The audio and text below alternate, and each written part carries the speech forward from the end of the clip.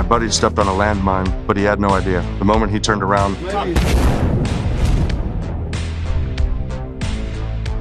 I rushed forward to help. Then I heard a click. I'd stepped on one too. I froze instantly, too scared to move. I could feel the pressure plate under my foot. My eyes went wide with terror, my whole body shaking uncontrollably. I had no idea what to do. Then a scream snapped me out of it. I looked over and saw my buddy's legs, both of them blown clean off below the knee, blood pouring out. It was bad. I forced myself to breathe, tried to stay calm. I talked him through pulling out a painkiller and injecting it, but that wasn't enough. He was bleeding out fast. Without a tourniquet, he'd be dead in minutes. I was ready to lift my foot and take the gamble, jump over and help him, but he didn't want me to end up like him, so he pulled out his pistol and pulled the trigger. You still alive, man? Tommy, no!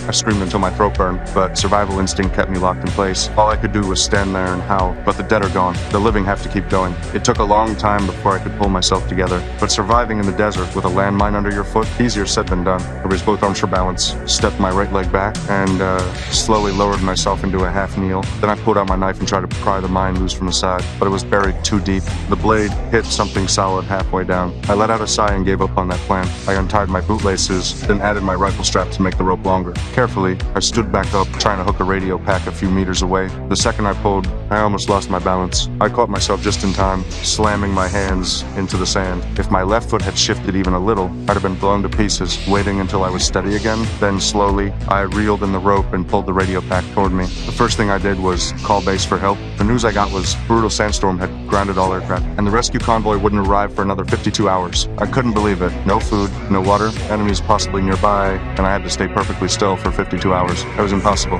I tried to ask if there was another way, but before I could get a word out, the radio died with a crackle and went silent. I ripped it off in frustration, set my watch to countdown mode, and pulled out my rations to keep my strength up. I had to be ready for the long haul, but when I reached for my water, the canteen was nearly empty. In the scorching desert, no water meant the death sentence, and before I could even process that, a massive sandstorm came roaring toward me, blotting out the sky.